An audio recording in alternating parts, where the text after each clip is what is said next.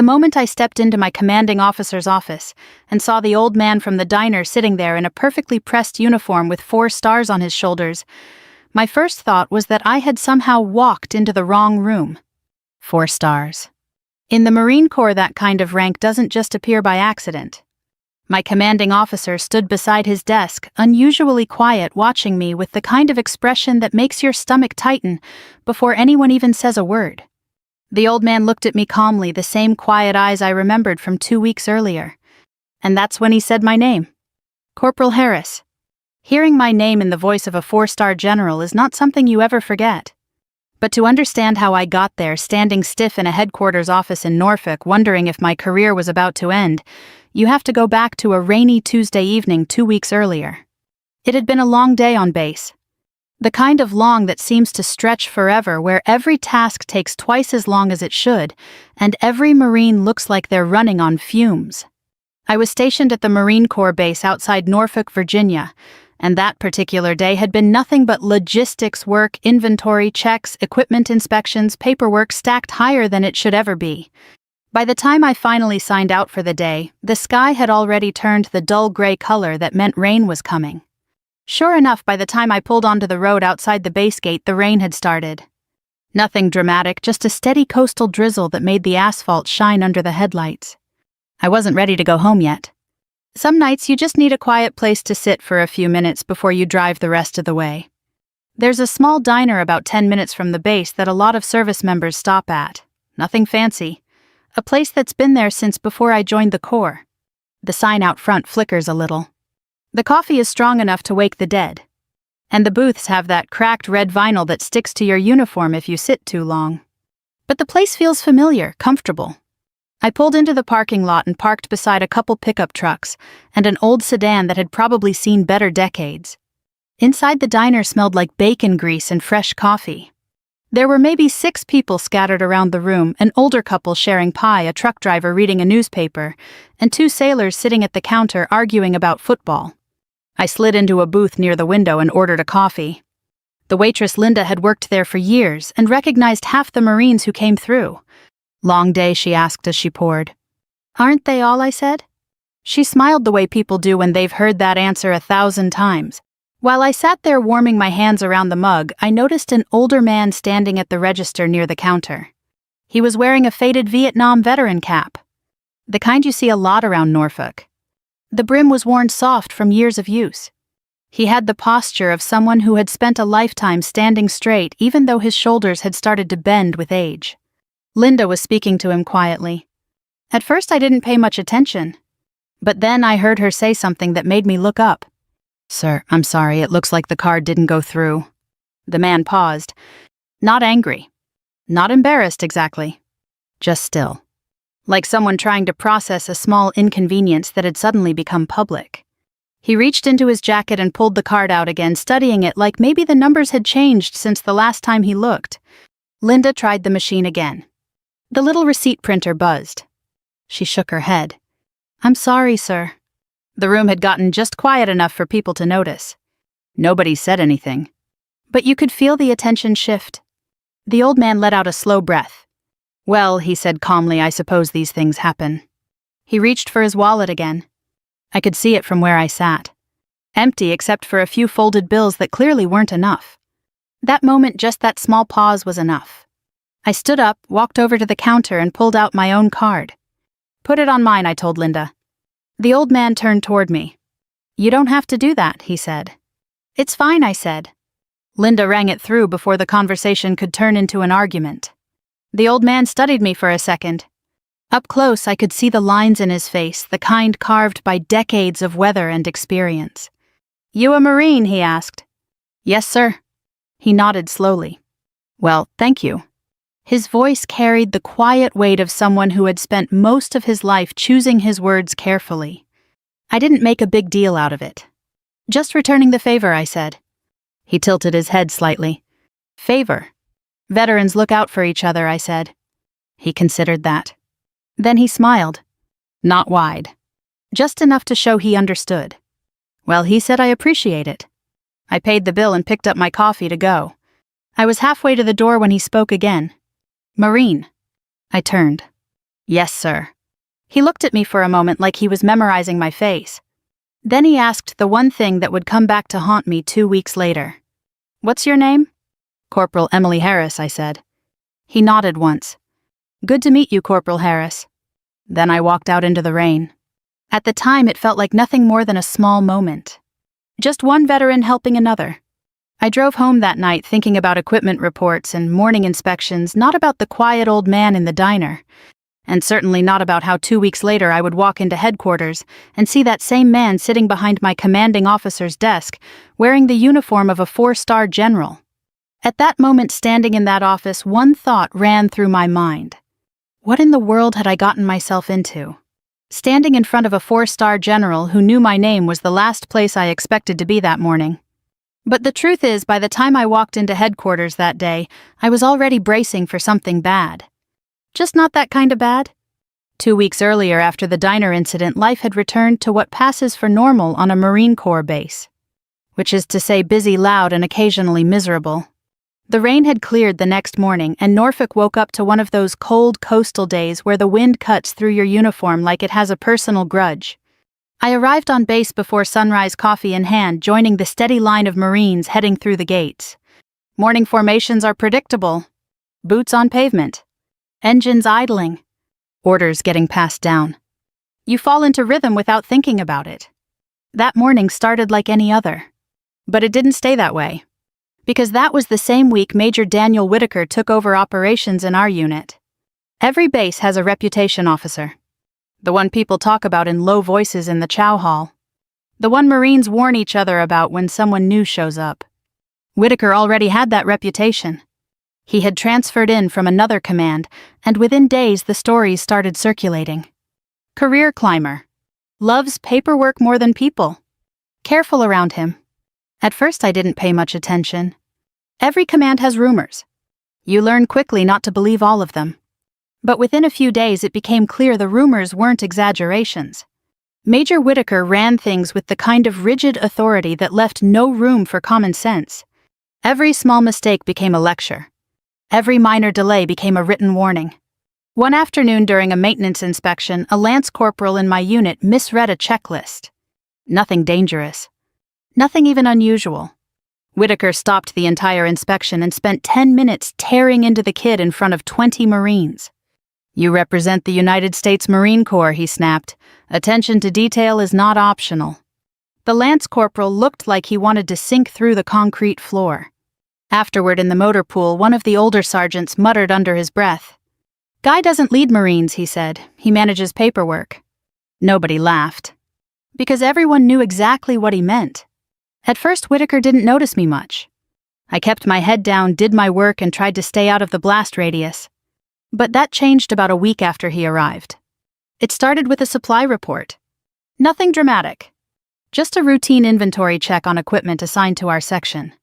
I had completed the paperwork and submitted it through the chain of command. 2 days later, I was called into Whitaker's office.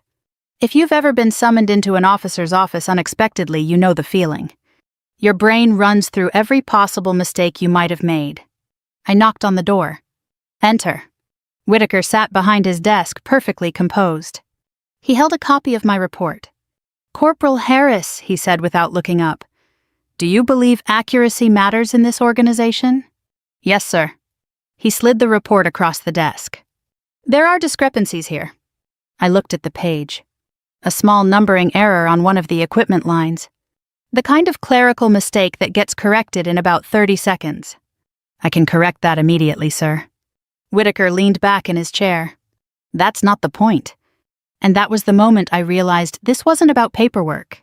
It was about control. He spent the next 15 minutes explaining how even minor errors reflected poorly on unit discipline. His tone stayed calm the entire time, which somehow made it worse. Finally, he said the words that made my stomach drop. I'll be placing a note in your record. For a small inventory typo. I walked out of the office with the feeling that I had just stepped onto someone's radar. Over the next few days, things got worse. Extra inspections. Additional reports. Assignments that suddenly seemed to land on my desk more often than anyone else's. Nothing dramatic enough to complain about. But enough to wear a person down. One afternoon in the motor pool, Sergeant Delgado pulled me aside. "You okay, Harris?" "Fine, Sergeant." He studied me for a second. "You're on Whitaker's list." "What list?" "The list of Marines he thinks need extra supervision." I sighed. "Great." Delgado shook his head. "Don't take it personally. Guy's been doing this everywhere he goes." "Why does command allow it?"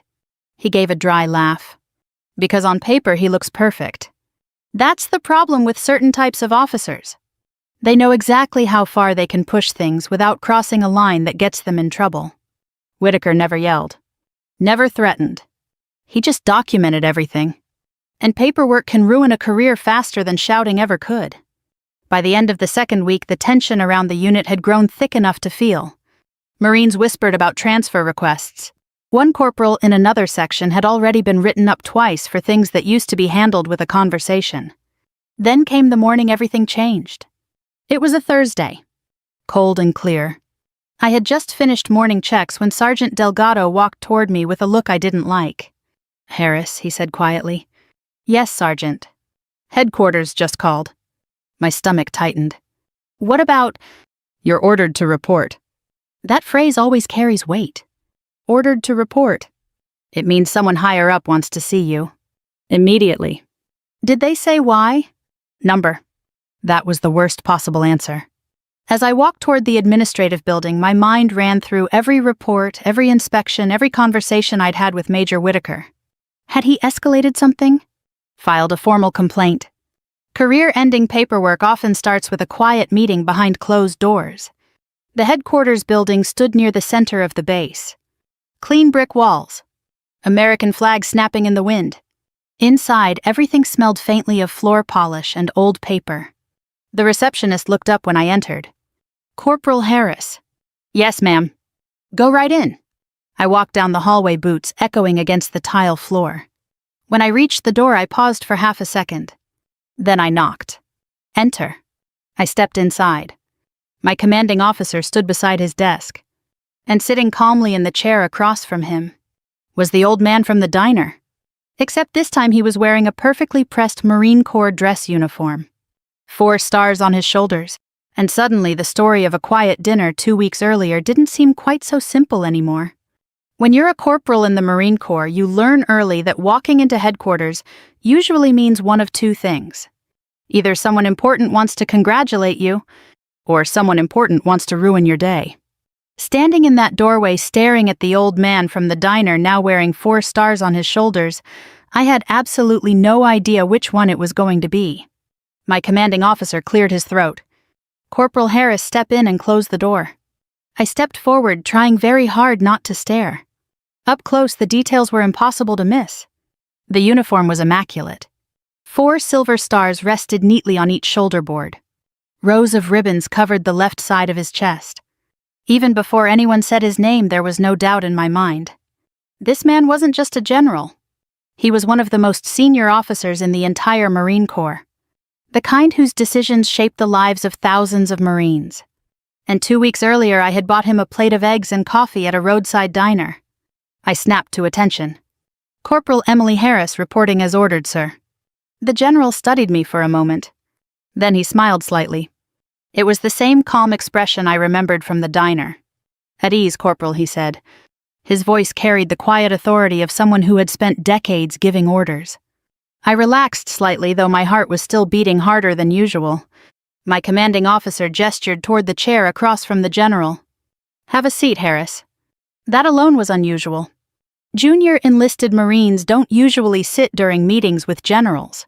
I sat carefully, trying to keep my posture straight. The general leaned back slightly in his chair. "Corporal Harris," he said, "do you recognize me?" There didn't seem to be any point pretending otherwise. "Yes, sir." He raised an eyebrow. "From where?" "The diner outside Norfolk, sir." A hint of amusement crossed his face. "That's correct." My commanding officer folded his arms. "General Robert Whitman," he said, as if I somehow didn't already know. The name hit me immediately. Whitman was a legend in the Corps. 35 years of service. Multiple deployments. The kind of officer whose speeches get quoted in leadership classes. And 2 weeks ago I had watched him struggle with a declined credit card at a diner counter. My brain was still trying to process the situation when he spoke again. You left rather quickly that night. Yes, sir. Why? The question caught me off guard. I shrugged slightly. It didn't seem like a big deal, sir. The general tilted his head. Buying a stranger dinner isn't a big deal. No, sir. He looked genuinely curious now. Why not? I took a breath. Because he was a veteran, sir. The general's eyes stayed on mine. And that was enough. Yes, sir. My commanding officer shifted slightly beside his desk, watching the conversation unfold. The general nodded slowly. That's interesting. He reached down and picked up a small folder from the desk.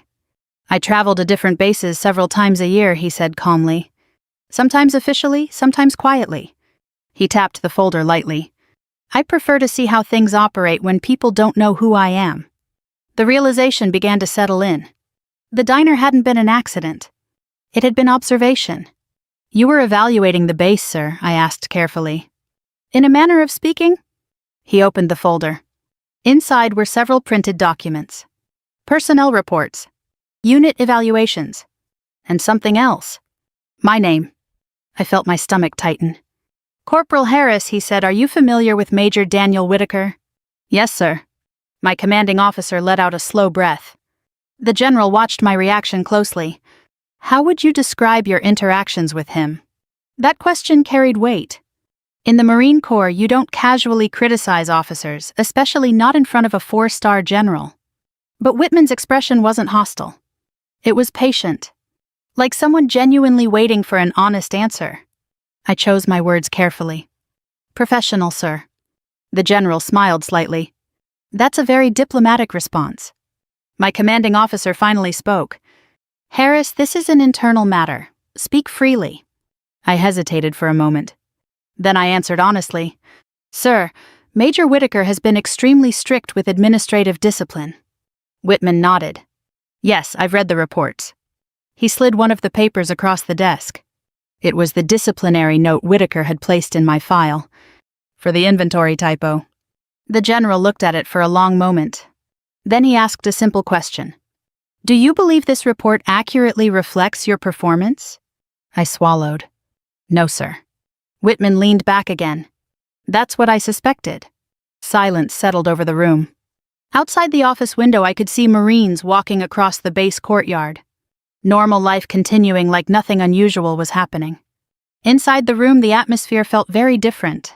Finally, the general closed the folder. Corporal Harris, he said calmly, you're here today for 2 reasons. I waited. First, he said, I wanted to thank you for your kindness at the diner. I blinked. Sir, you helped someone who appeared to be an elderly veteran having a difficult moment. Yes, sir. And you did so quietly without seeking recognition. That seemed like the right thing to do, sir. Whitman nodded again. That tells me a great deal about your character. Then his tone shifted slightly. But that's not the only reason you're here. My heart rate ticked up again.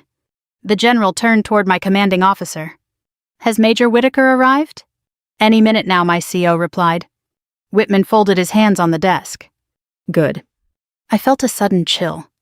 Because the expression on the general's face had changed. It was still calm. Still controlled. But now there was something else behind it. Resolve. And suddenly I had the strong feeling that this meeting had very little to do with a diner bill. A knock sounded on the door. My commanding officer called out, Enter. The door opened. Major Daniel Whitaker stepped inside. He stopped the moment he saw the general. His confident posture stiffened instantly. Sir, I wasn't aware. General Whitman didn't raise his voice. He simply looked at him. Major Whitaker, he said quietly. Please have a seat. And that's when I realized something important. This meeting had been planned very carefully, and someone in this room was about to have a very bad day. Major Whitaker didn't sit down right away. For a moment he just stood there in the doorway, clearly trying to figure out how he had walked into a room with a 4-star general, his commanding officer, and one of his corporals sitting at the same table. The confidence he normally carried around the base had vanished almost instantly. Sir Whitaker said, snapping to attention, I wasn't aware you were visiting today. General Whitman didn't respond immediately. He simply watched the major for a few seconds, the way a senior Marine sometimes studies a situation before speaking. Major, he said calmly, please close the door. Whitaker did. Then he sat down. I could see his eyes flick briefly toward me, confusion written all over his face. Why was I here? Why was he here? And why did the general seem to be running the conversation? Whitman folded his hands on the desk. Major Whitaker, he said, how long have you been assigned to this base? 3 weeks, sir. And prior to that? Camp Pendleton, sir. Whitman nodded slowly. I see. He opened the folder again. I recognized the papers inside. Personnel reports. Inspection notes. The same kind of administrative paperwork that had been showing up around our unit since Whitaker arrived. The general looked down at one page, then another. Major, he said, are you familiar with the concept of leadership through authority versus leadership through trust? Whitaker straightened slightly. Yes, sir. And which approach do you believe is most effective? Both have their place, sir. Whitman gave a small nod. That's an acceptable answer. Then he slid one of the documents across the desk. Whitaker picked it up. I recognized the report immediately. The disciplinary note Whitaker had placed in my file over the supply report typo. Whitman watched him read it. Do you recall filing this? Yes, sir. Explain the situation. Whitaker's voice was steady. There was a documentation discrepancy in a logistics report, sir. I believed corrective action was necessary. The general leaned back slightly. Corrective action? Yes, sir. Whitman tapped the table lightly with his finger. Did you speak with Corporal Harris before filing the report? Whitaker hesitated. No, sir. Did you confirm whether the discrepancy affected operational readiness? No, sir. Whitman nodded again. Interesting. The room felt very quiet. My commanding officer hadn't spoken since Whitaker entered, but I could tell he was watching every detail carefully. Whitman turned another page in the folder. Major Whitaker. He continued, during my visit to this base, I made a point of speaking with several Marines across different units. Whitaker remained silent. Do you know why I sometimes visit bases without announcing my rank? No, sir.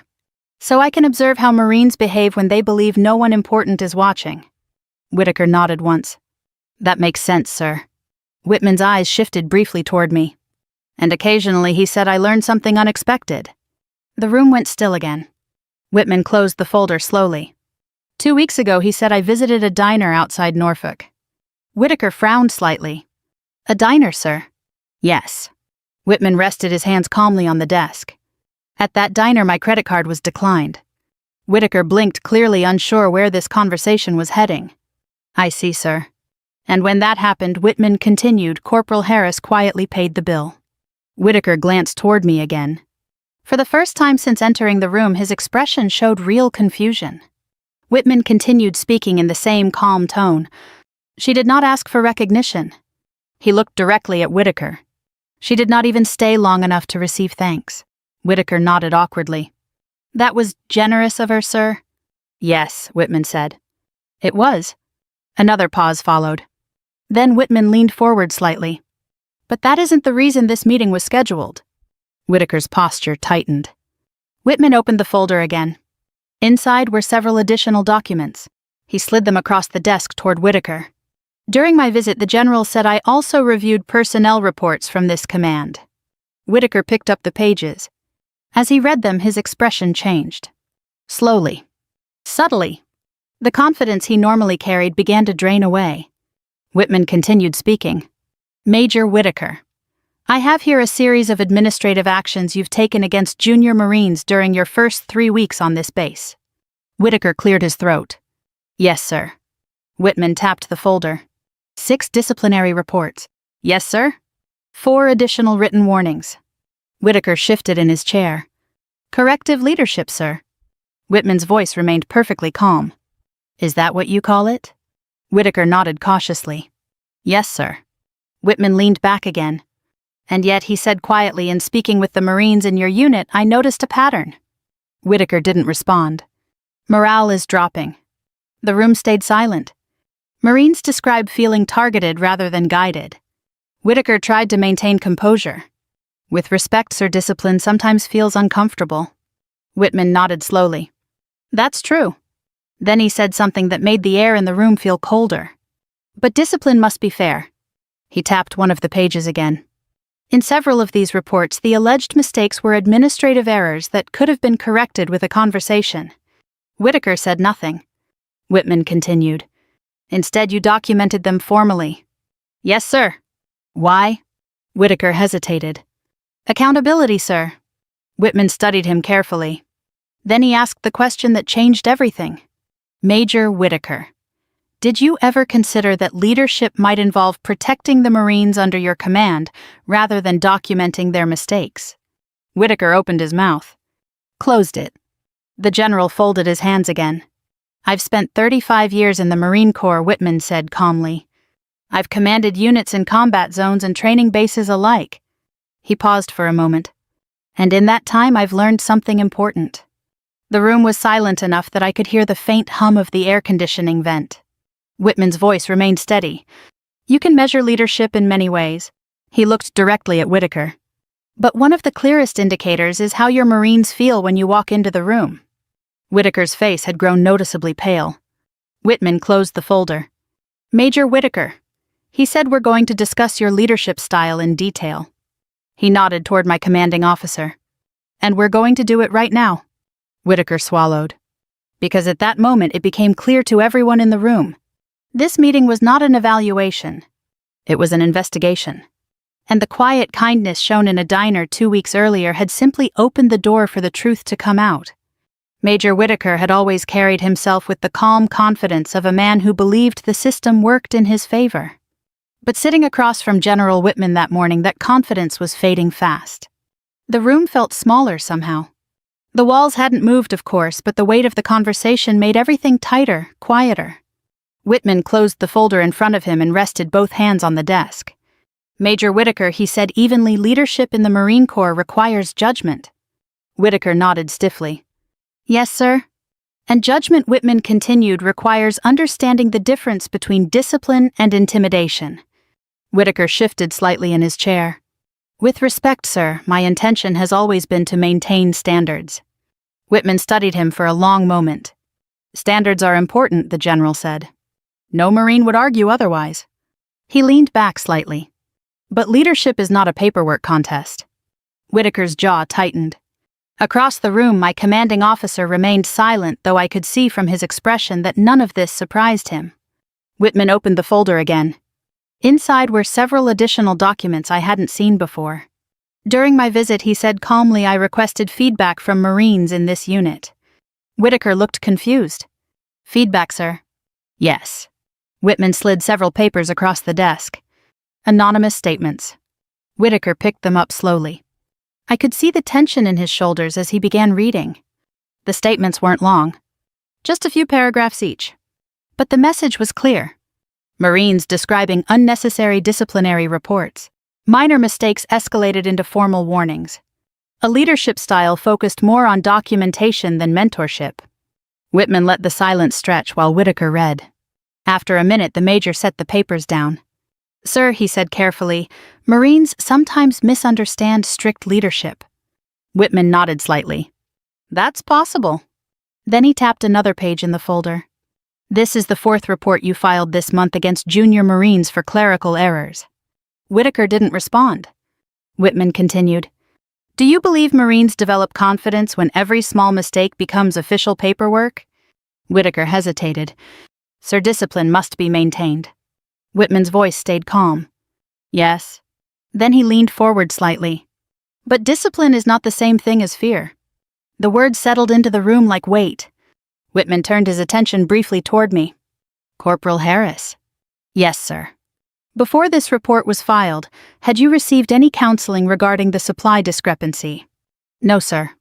Whitman nodded. Then he looked back at Whitaker. In 35 years of service, the general said quietly, I've learned something about leadership. Whitaker waited. The strongest units are not the ones where Marines fear their officers. He paused. They are the ones where Marines trust them. Whitaker's composure was slipping now. With respect, sir, I believe my leadership has been appropriate. Whitman studied him carefully. Appropriate. Yes, sir. Whitman closed the folder again. Major Whitaker, he said, I've also reviewed your evaluations from previous commands. Whitaker blinked. My evaluations, sir. Yes. Whitman slid another document forward. This is from your last assignment at Camp Pendleton. Whitaker picked it up. The color drained slightly from his face as he read. Whitman spoke quietly. Your previous commanding officer noted concerns about your tendency to rely heavily on administrative discipline.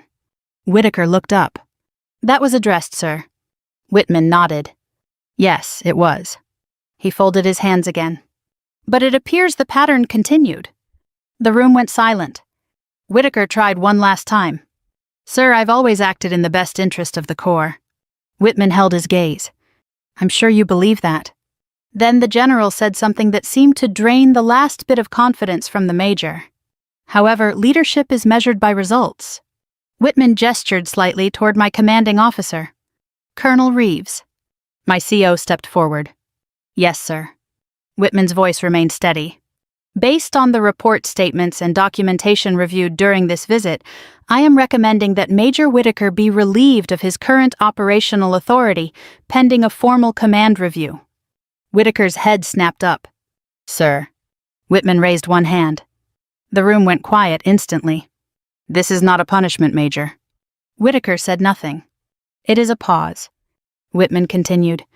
A review will determine whether your leadership approach aligns with the standards expected of officers in this command. Whitaker's shoulders slumped slightly. Yes, sir. Whitman nodded once. You may return to your quarters for now. Whitaker stood slowly. He looked around the room once briefly meeting my eyes. There was no anger in his expression anymore.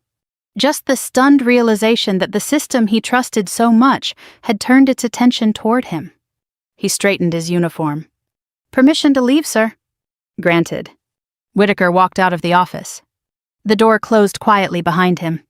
For a moment no one spoke. Then Whitman let out a slow breath. Colonel Reeves, he said. Yes, sir. Ensure the review proceeds fairly. Of course, sir. Whitman nodded. Good. The room felt lighter somehow. The tension that had filled it only minutes earlier had eased. Then the general turned his attention back toward me. Corporal Harris. Yes, sir. He smiled slightly. You've had an unusual morning. Yes, sir. That tends to happen sometimes. I allowed myself a small smile. Whitman leaned back in his chair. You know, he said thoughtfully, the Marine Corps runs on discipline. Yes, sir. But it survives on something else. I waited. Character. The word hung in the air. Whitman nodded toward the door Whitaker had exited. Justice in the Corps is rarely loud. He paused. But it must always be fair. And sitting there in that office, I realized something important. The small moment in that diner hadn't changed the course of my career. But it had revealed something much bigger. Leadership, real leadership, was watching everything. Even when you didn't realize it. After Major Whitaker left the office, the room grew quiet in a way that felt different from before. Not tense. Not heavy. Just thoughtful. Colonel Reeves closed the folder on the desk and looked toward General Whitman. Sir, he said respectfully, I'll begin the command review immediately. Whitman nodded. Thank you, Colonel. Reeves gave me a brief glance that was difficult to read, part reassurance, part approval. Then he stepped out of the office to make the necessary calls. The door closed softly behind him. Now it was just the general and me. For a few seconds neither of us spoke. Whitman leaned back slightly in the chair and looked out the window toward the parade ground where Marines were moving between buildings in small groups. From this distance they looked almost like clockwork. Ordered. Precise. But anyone who has served knows that behind that precision are thousands of individual stories. Young Marines learning how to carry responsibility. Leaders learning sometimes the hard way how much influence they truly have over the people under them. Whitman finally turned his attention back to me. Corporal Harris. Yes, sir. He gestured toward the chair again. At ease. I relaxed a little. You're probably wondering why I asked you to stay, he said. Yes, sir. He smiled faintly. Fair enough. Whitman reached for the coffee cup sitting on the desk. It had probably been placed there before I arrived, but he hadn't touched it during the meeting. Now he took a slow sip. You know, he said, when you serve long enough in the Marine Corps, you start to notice patterns. I nodded. Yes, sir. You see young Marines arrive full of energy and purpose. Another sip of coffee.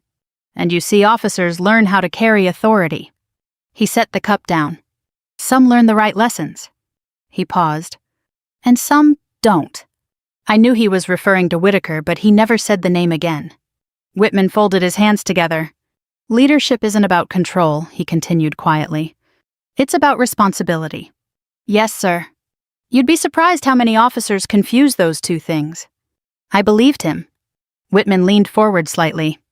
Do you know why I travel the way I do sometimes? You mentioned observing units quietly, sir. Yes. He nodded. When Marines know a general is visiting, everything changes. Yes, sir. The floors are polished twice. The reports are perfect. Everyone says the right things. He allowed himself a small smile. But that doesn't tell you much about how a unit actually functions. That made sense. So sometimes he said I travel without the ceremony. And the diner was part of that, sir. Whitman chuckled softly. Not intentionally. He tapped the desk lightly. My car had just come from the airfield and I wanted coffee before checking in at the base. So the credit card issue wasn't a test. Number. He shook his head. That part was quite real. For the first time since the meeting began, I felt comfortable enough to smile. Yes, sir? Whitman's expression softened. But your reaction told me something. Sir, you didn't hesitate. I shrugged slightly. It seemed like the right thing to do. That's exactly the point. Whitman leaned back again. Character reveals itself in small moments. He looked toward the window again for a second. When people believe nobody important is watching. The room was quiet except for the distant sounds of activity outside. Then he said something that stayed with me long after that day. In the Marine Corps, rank tells people what authority you have. He paused. But character tells them whether you deserve it. I thought about that. Yes, sir. Whitman looked at me again. You didn't pay that diner bill hoping someone important would notice. No, sir. You didn't even stay long enough for thanks. No, sir? He nodded slowly. That's why it mattered. For a moment we both sat quietly. Then he reached into the folder again. When he pulled out the document this time, it wasn't disciplinary paperwork. It was a single sheet with an official letterhead. He slid it across the desk. Take a look. I picked it up carefully. It was a commendation. A formal note recognizing professionalism and integrity. My name sat neatly typed across the top. Sir. Whitman raised a hand gently. This isn't a reward for buying someone breakfast. I nodded. I understand, sir. It's recognition for something more important. He leaned forward slightly. The Marine Corps needs leaders who understand respect. Yes, sir. Not just upward respect for rank. He tapped the desk lightly. But respect for the Marines who stand beside you. I folded the paper and placed it back on the desk. Thank you, sir. Whitman nodded. You're welcome, Corporal. Then he said something that surprised me. Do you plan to stay in the Corps long term? I thought about it. Yes, sir, I do. He smiled slightly. Good. He stood up from the chair. The movement was slow but steady, the posture of someone who had spent decades in uniform. When you move up in this organization, he said, remember today. Yes, sir. Remember what leadership feels like to the people underneath it. I stood as well. Yes, sir. Whitman extended his hand. For a second I hesitated. It isn't every day a 4-star general offers to shake a corporal's hand. But he waited patiently. So I shook it. His grip was firm. Keep doing the small things right, he said. Yes, sir. Because in the end, he added, those are the things that build the kind of Marine Corps we're proud to serve in. He released my hand. You're dismissed, Corporal Harris. Aye, aye, sir. I stepped out of the office and into the hallway. The base looked exactly the same as it had an hour earlier. Marines walking between buildings. Vehicles moving across the motor pool. Routine continuing like nothing unusual had happened. But something had changed for me. Because that morning I had seen what real leadership looked like. And it didn't come from paperwork. It came from character. A few weeks later I found myself driving down the same road outside Norfolk again. It was late afternoon this time, not evening, and the sky was clear instead of rainy. The kind of coastal Virginia day where the air smells faintly of salt, and the wind coming off the bay feels just cool enough to wake you up. The Marine Corps base behind me hummed along like it always did, training schedules, inspections, supply trucks rolling in and out. But things had changed quietly since that morning in headquarters. Major Whitaker never returned to our unit. The command review moved quickly, though most of the details stayed behind closed doors where they belonged. That's how the Corps handles things most of the time, quietly, professionally, without turning leadership mistakes into public spectacle. All anyone really needed to know was that a new operations officer had taken over. And the atmosphere around the unit had shifted almost overnight. Marines were still working hard, standards were still high. But the tension that had hung over the motor pool for weeks had disappeared. Sometimes leadership doesn't need grand speeches. Sometimes it just needs fairness. That afternoon I wasn't thinking about any of that, though. I was thinking about coffee. And about a small diner with cracked red booths and a flickering sign out front. So I turned into the same parking lot where I had stopped 2 weeks before everything changed. The place looked exactly the same. A couple of pickup trucks out front. A delivery van parked crookedly near the side entrance. And through the window I could see Linda moving between tables with a coffee pot in her hand. When I stepped inside, the familiar smell hit me right away. Coffee. Bacon grease. Old vinyl seats warmed by years of use. Linda looked up from behind the counter and broke into a smile. "Well, I'll be," she said. "Corporal Harris." "Yes, ma'am. Haven't seen you in a while." "Been busy." She poured a cup of coffee without even asking. "Usual booth." "Yes, ma'am." I slid into the same booth by the window where I had sat that rainy evening. For a few minutes everything felt wonderfully ordinary. Coffee steaming in front of me. The quiet clink of silverware from the kitchen. 2 older men at the counter discussing fishing conditions like they had probably done every week for the past 20 years. Linda came by to refill my cup. "You look like you had one of those Marine Corps weeks," she said. I laughed softly. "You could say that." She leaned against the booth. "You know, she said something interesting happened after you left here the other night?" "Oh. That old veteran you helped?" "Yes, ma'am." "Well, he came back the next morning." I raised an eyebrow. "He did. Sat right there at the counter and ordered the exact same breakfast." She pointed toward the stool near the register. "What happened?" Linda smiled. "Well, first he asked about you." "About me?" "Mm-hmm." She wiped her hands on a towel. "Wanted to know your name again, asked how often Marines stop in here." I nodded. "That sounds about right." Linda continued. "And before he left, he paid for every Marine's breakfast that walked through the door that morning." I blinked. "He did." "Sure did." She chuckled. "Never told anyone why." That sounded exactly like something General Whitman would do. Quiet. Simple. Respectful. Linda tilted her head slightly. "You know who he was, don't you?" "Yes, ma'am." "Well," she said with a grin, "I figured it out later when the news mentioned a general visiting the base."